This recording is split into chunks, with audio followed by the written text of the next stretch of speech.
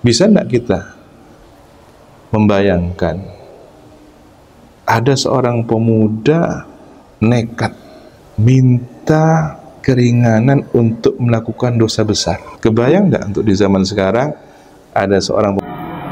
Assalamualaikum warahmatullahi wabarakatuh. Waalaikumsalam. Alhamdulillahirabbil alamin. Puji syukur kehadirat Allah Subhanahu wa taala yang selalu memberikan anugerah terindahnya untuk kita semuanya. Baik itu pikiran yang jernih, hati yang jernih, dan juga kebahagiaan untuk kita semuanya. Salawat dan salam kita haturkan kepada baginda kita Rasulullah sallallahu alaihi wasallam yang telah membawa kita ke kehidupan yang lebih baik lagi. Alhamdulillah, sobat, di kesempatan kali ini izinkan saya Bobby Ramadhani, di mana pada kesempatan kali ini saya akan mengajak sobat, terutama kalangan anak muda, anak-anak remaja yang biasa disebut atau biasa dalam dunia umumnya Gen Z, di mana hari ini kita benar-benar bisa akan lebih dekat lagi bagaimana kehidupan, bagaimana mereka bergerak, bagaimana mereka melakukan segala sesuatu hal yang tadinya biasa-biasa saja, namun dengan adanya era teknologi digital yang makin kita tahu semuanya sudah menjadi lebih maju lagi. Dan hal itu tidak bisa kita pungkiri, dan hal itu juga tidak bisa kita bohongi kenyataannya, bahwa saat ini kehidupan remaja sudah terpengaruhi, bahkan mereka diajak ke dunia maya yang tentunya itu jauh dari dunia nyata kita. Namun hal itu insya Allah bisa dikendalikan dengan adanya pendidikan yang baik, tentunya juga dengan adanya kerjasama antara orang tua dan guru, dan tentunya juga ini merupakan suatu hal yang sangat istimewa sekali apabila anak-anak kita menjadi anak-anak yang soleh dan soleha. Tentunya pada kesempatan kali ini kita ingin lebih bertanya lagi, lebih ingin dalam lagi seperti apa pengaruh anak muda, remaja di usia mereka yang sangat belia saat ini. Namun saat ini mereka terpengaruhi dengan era digital saat ini. Pengaruh media sosial di kalangan remaja. Ini yang perlu kita akan bahas pada kesempatan kali ini. Alhamdulillah sudah ada bersama saya guru kita, Kiai Haji Raden Ahmad Az-Zain Ibrahimi. Assalamualaikum. Waalaikumsalam warahmatullahi wabarakatuh. Alhamdulillah, Masya Allah, tabarakallah, sudah hadir bersama-sama kita. Alhamdulillah, sehat walafiat. Mudah-mudahan keadaan Kiai juga sehat, selalu sehat. Ya Rabb. Insyaallah. Baik, Kiai setuju apa yang kira-kira Kiai setuju apa yang sudah menjadi sekarang ini yang terjadi, bahwa anak muda terutama di usia mulai dari usia belia bahkan remaja sampai di usia yang hampir beranjak dewasa, sepertinya saat ini kita ngeri-ngeri sedap juga sih dia ya tentang anak-anak muda saat ini yang saat ini malah justru terpengaruh dengan media sosial. Nah, menurut pandangan realitas ya, di setiap zaman, Mas Bobby, ya, pasti ada tantangan dan ujiannya. Baik. Dan itu merupakan dinamika. Ya. Kalau di zaman era generasi emas, yang saya maksud emas ini adalah generasi awal Islam, baginda Nabi dan para sahabat. Ingat, sebelum kita menyebut generasi emas, baginda Nabi dalam situasi apakah beliau tumbuh, berkembang, dewasa, hingga diangkat menjadi seorang Nabi dan Rasul? Situasi yang sangat terpuruk secara moralitas. Sampai kemudian dalam sejarah disebut zaman jahiliyah. Dalam bahasa yang lain, artinya di setiap kurun memang ada situasi di mana dekadensi moral begitu terpuruk. Tetapi optimisme harus tetap. Dari orang tua, dari setiap tokoh, baik itu agama, masyarakat. Dan tentunya kita yakin di setiap zaman ada generasi yang terpilih untuk menjadi penyelamat. Dia sendiri selamat dan orang-orang lain diajak untuk bersama-sama dalam komunitas keselamatan ini. Bismillah. Oke. Kalau menurut pandangan Kiai saat ini, Kiai tentu sebagai seorang guru juga tentu tidak sedikit menghadapi anak-anak dimulai dari usia belia sampai usia remaja, bahkan mau beranjak ke dewasa. Kira-kira saat ini, kalau boleh kita tahu sedikit rahasia hati Kiai, apakah Kiai memikirkan tentang anak muda zaman sekarang? Dan kalau memang iya, apa yang paling ditekankan Kiai tentang anak-anak saat ini? Setiap orang dalam siklus kehidupannya pasti mengalami masa muda. Ya. Nah, ketika ada pertanyaan seperti itu, tentu saya akan bercermin kepada di mana usia saya ketika itu juga. Apa yang sedang dipikirkan, apa yang sedang menjadi keinginan, tren, pengaruh, apa yang mempengaruhi diri sendiri. Meskipun mungkin nanti dalam realitasnya ada teknologi yang berbeda dalam pengaruh pemikirannya, ada pola perilaku yang juga setiap zaman tidak sama. Tetapi pada titik persoalannya, pada usia rentan, di usia anak-anak menuju remaja, ini adalah puberitas. Puberitas. Bisa enggak kita membayangkan ada seorang pemuda nekat minta keringanan untuk melakukan dosa besar? Kebayang enggak untuk di zaman sekarang ada seorang pemuda datang kepada kiai, katakanlah kota ulama, Pak Kiai atau seorang alim yang karismatik, izinkan saya melakukan perbuatan dosa besar. Kebayang enggak sekarang hari ini? Dan itu pernah terjadi di zaman baginda Rasulullah SAW. Nah, untuk itu problem semacam ini dialami di setiap zamannya. Di dalam benak saya pasti keprihatinan itu ada. Apalagi sebagai orang tua yang juga memiliki anak, akan masuki usia-usia di mana puberitas itu akan pasti dilalui. Tentu harap cemas. Bagaimana? Apa yang harus disiapkan? Sudahkah ikhtiar doa, munajat, maksimal dilakukan? Dan kenyataannya hari ini problem utama adalah gadget. Ya. Di mana pada usia yang kita di level itu tidak secanggih anak-anak sekarang mengakses informasi. Bahkan dalam durasi hitungan 1 menit, anak-anak kita sudah bisa menyerap berbagai informasi yang masuk ke otaknya dari berbagai segmen. Nah, boleh jadi sisi positifnya, generasi sekarang banyak tahu hal, tapi tidak fokus di dalam satu hal. Itu problem terbesar dalam dunia pendidikan.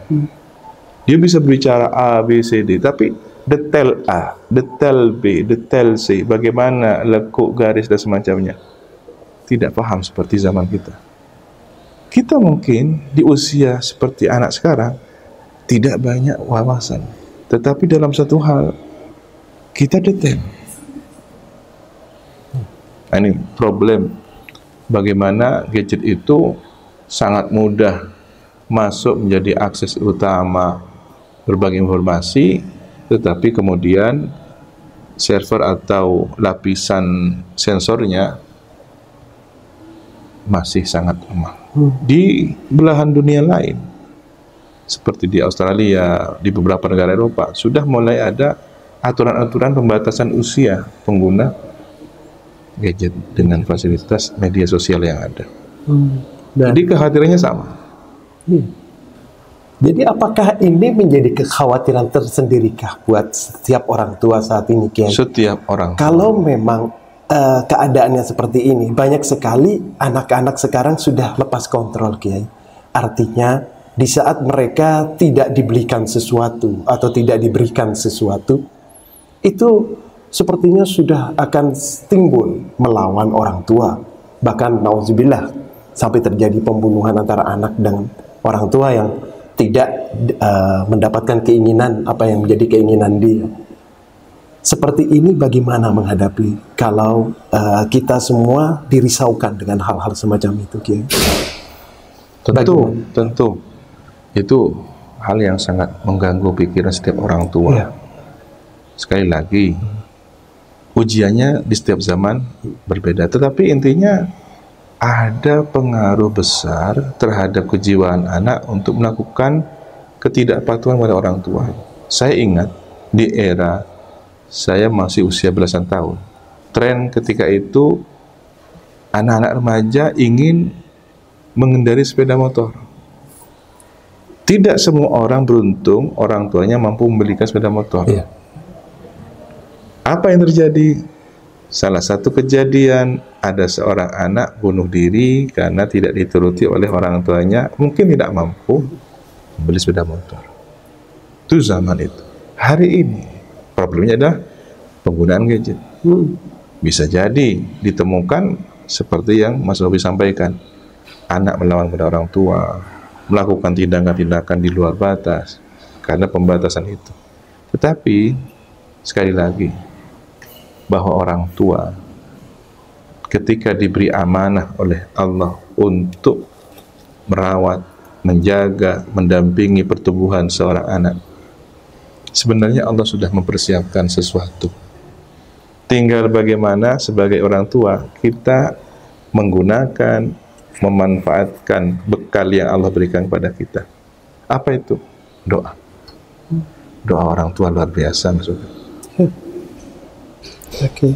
Nah, seperti apa cerminan remaja Islam yang dikatakan bahwa remaja, apakah cukup dengan remaja itu untuk laki-laki ya harus tetap menutupi aurat yang ada, yang sebatas laki-laki, atau oh ini perempuan sudah berhijab artinya muslimah? Apakah itu sudah berarti mereka sudah remaja yang benar-benar wah ini sudah remaja Islami yang pastinya sudah patuh dan jauh pastinya dari kegilaan-kegilaan media sosial yang ada atau era digital yang berkembang? Apakah cukup dengan kita mengatasnamakan oh remaja Islam? Sudah cukupkah dengan seperti itu atau masih akan ada tahap-tahapan berikutnya? Hari ini tidak sama. Iya. Di awal era 80-an hingga 90-an, mungkin orang bisa menilai pakaiannya seperti apa, karakter pribadinya seperti apa.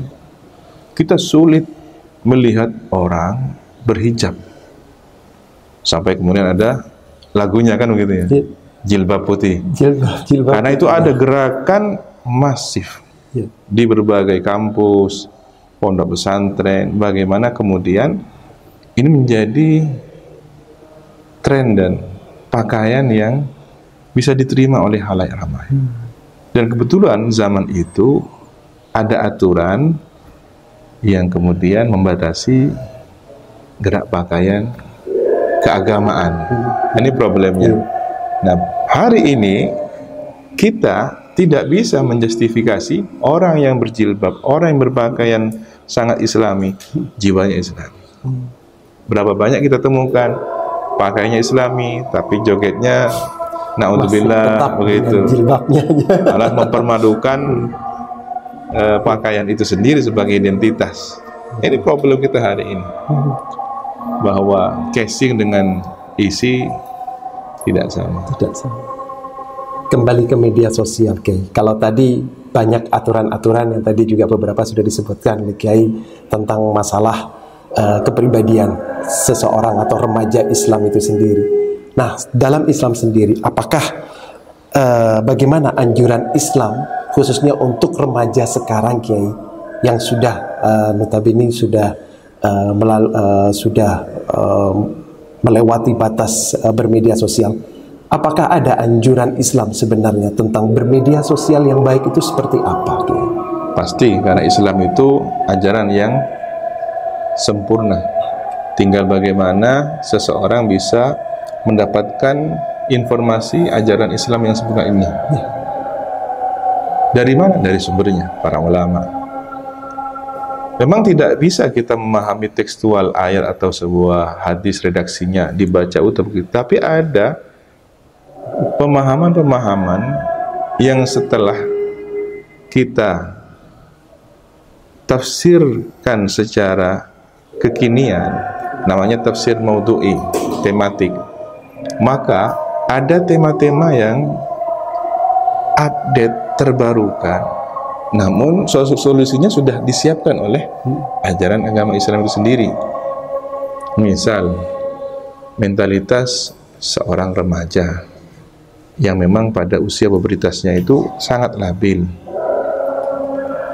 Islam memberikan konsep bentukan komunitas yang baik dari keluarga, dari pertemanan, dari pendidikannya. Ketika ini bisa dilakukan, diupayakan, akan ada hasil-hasil yang tentu sangat kita harapkan. Pembatasan interaksi dengan teman yang dikhawatirkan pengaruh perilaku buruknya menular. Solusinya apa? Keluarga lebih dekat hadir. Keluarga sibuk, ada dunia pendidikan yang kemudian dalam bentuk asrama, pondok pesantren, atau sekarang ada boarding school, Islamic boarding school dan semacamnya. Tentu dengan kurikulum, dengan konsep yang memang teruji bisa menangani problem itu. Banyak hal yang masih bisa dilakukan, dimulai dari komunitas kecil untuk menangani hal-hal yang besar daripada tidak sama sekali memulainya. Baik. Iya, terakhir Kiai, bagaimana peranan orang tua dalam menghadapi putra-putrinya yang dihadapkan dengan media sosial era digital, terutama media sosial yang kita tahu banyak sekali aplikasi di dalamnya. Seperti apakah kalau dari sudut pandang Kiai sendiri sebagai orang tua, terutama para orang tua yang baru ini, Kiai, mohon untuk petunjuk, harapan, dan kita ingin mengajak semua orang tua bahwa problem kita hampir sama. Ada tanggung jawab besar di pundak kita sebagai orang tua. Anak-anak kita bukan hanya darah daging kita. Anak-anak kita ini adalah amanat dari Allah, titipan. Sekaligus adalah titipan dari baginda Nabi sebagai umat beliau. Ketika kita menjaganya, merawatnya, maka kita berarti menjaga titipan Allah sekaligus titipan baginda Nabi. Tapi ketika kita mengabaikannya dengan sengaja, hati-hati, ada konsekuensi dalam diri kita di hadapan Allah Subhanahu wa taala kelak. Maka setidaknya tumbuhkan rasa keprihatinan sebagai kesadaran bersama. Prihatin bahwa kita menghadapi persoalan ini, anak-anak kita dikhawatirkan tidak mampu menghadapi tantangan zaman. Keprihatinan ini jangan kemudian berhenti pada satu titik saja, tapi bagaimana kemudian berkelanjutan. Ada sebuah proses ikhtiar, doa, ikhtiar, dan saling menguatkan sesama orang tua. Penting kita saling diskusi, ayo gimana ini, kemudian solusi bersamanya bagaimana. Insya Allah dengan kekuatan semacam ini, dari satu komponen menjadi suatu kekuatan yang komunitasnya semakin banyak, dan ini energi positif bersama untuk kemudian menyambut pertolongan Allah Subhanahu wa taala. Optimis, bismillah. Insyaallah. Mudah-mudahan sebagai mendapatkan pertolongan dari Allah Subhanahu wa taala. Amin. Sebagai closing statement, Kiai, bagaimana pengaruh media sosial terhadap remaja ini? Ada sesuatu yang ingin disampaikan sedikit saja, Kiai? Silahkan. Para remaja, kalian adalah orang tua di masa depan. Ingat, bahwa apa yang kalian lakukan hari ini akan menjadi cerminan kalian di masa depan. Tentu setiap orang berharap, setiap orang tua menginginkan anak-anaknya menjadi generasi yang baik bagi orang tuanya.